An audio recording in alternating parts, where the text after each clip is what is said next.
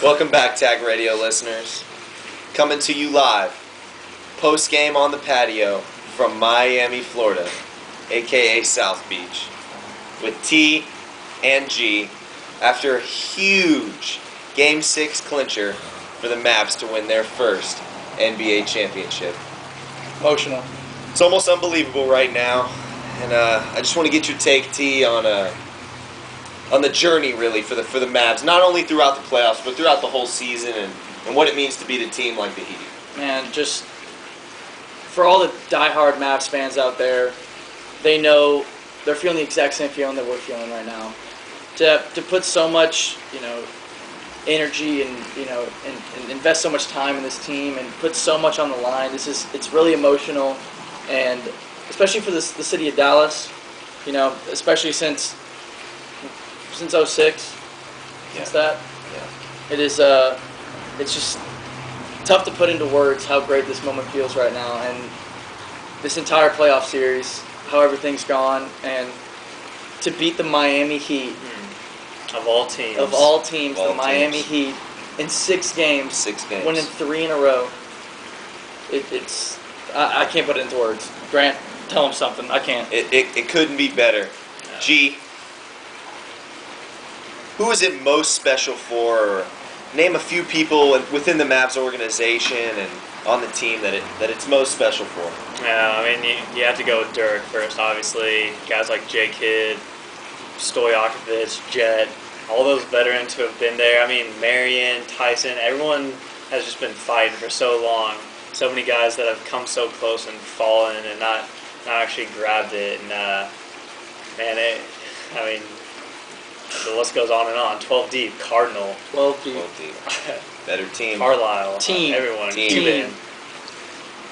As far as looking back on this series particularly, I really think that besides the fact that the Mavs were deeper and they were a better team and their superstars stepped up more in the fourth quarter, I'd have to say that the difference in coaching really showed.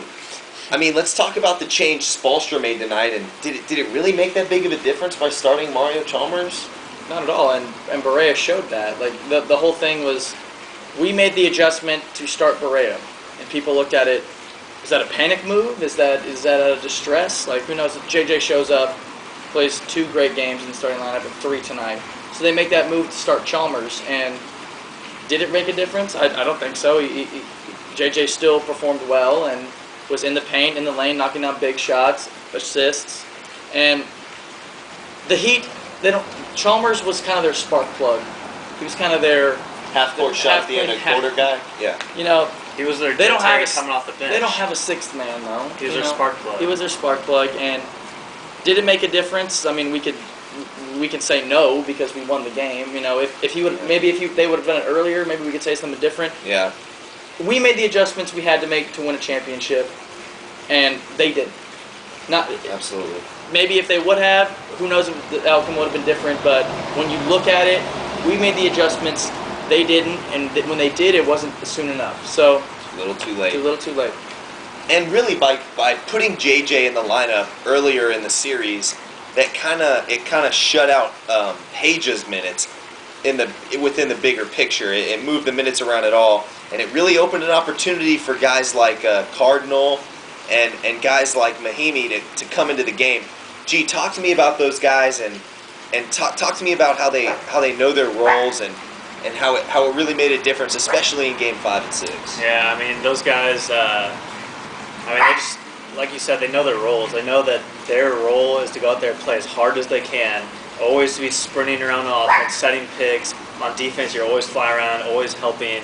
And whenever it's time to foul, they didn't let it just be a soft foul. I mean, we especially look at Cardinal, how often he'd absolutely bring hand and entire body down on the shooter's arms, which would then make them miss at least 1 free throw. And I mean, it's so contagious watching guys, those two guys, absolutely, just run around as hard as they can, sacrificing their body, and that really embodies what the Mavs were. There was a bunch of old guys out there giving their everything, sacrificing their bodies for the betterment of the team. The team concept. Couldn't have put it better myself. Absolutely. T, talk to me about what this means for J Kidd as far as the scope of his career, and how at the end of the game he said, "Hey, I'm gonna come through with this for a couple more games. This team's really really showed the best in me, and he wants to play a few more seasons. I mean, he's 38 right now. He had a really good season. The beginning of the series, it started off kind of rough with the turnovers a little bit, but I feel like he really had a big part in making the difference for the Mavs at the point guard position, which Jet really couldn't take care of as far as the 06 series went. Well, what does this mean for J Kidd? Well, J Kidd he's a Hall of Famer, without question. He's one of the best point guards in NBA history, probably. And for him to finally get this ring, and people counted him out a long time ago, and he is... People criticized the Devin Harris trade, even at the beginning of the playoffs. Absolutely. And people will question, J Kidd and his skill set, but his presence on the court is unparalleled. He is the mental strength, the backbone of the team when it comes to that. And you can see him coaching. He's the coach on the floor. He's Peyton Manning. He's Peyton Manning, absolutely great example. And for him to finally get this after all he's worked for this entire time, it's unbelievable. And I feel amazing for him, for Dirk, for Marion, for Peja, for all these veterans that have just worked so hard and sacrificed so much to get to this moment. Marion. It's unbelievable. G, I'm going to close with you with one final question. Yeah. Where do the Mavs go from here? Man, well, obviously you got to look at re-signing Tyson, Okay. re-signing Karan and JJ, right? So you keep your players in-house. And then, I mean, looking at free agents, I don't know, but I'm just looking in-house right now. Mm-hmm. You look at guys like Dominique Jones, who are supposed to be great, Rodney Right. Beaubois coming back, like we just mentioned, Karan Butler coming back, and there are all these people coming back. And if we can just keep this core together, stay hungry, because, whenever Dirk went in the locker room, y'all saw that? I don't know if y'all saw me, but I was following him back there, and I said, "Hey, Dirk," I put the arm around him. He hugged me and said, "Hey, guys, thanks for covering us this whole entire season. That means so much for Tag Radio." I said, "Where are you going, man?" He says, "This is great, but not one, Not two, not three." So, Tiger Radio, group hugs all around. I want you to hug every single stranger you see.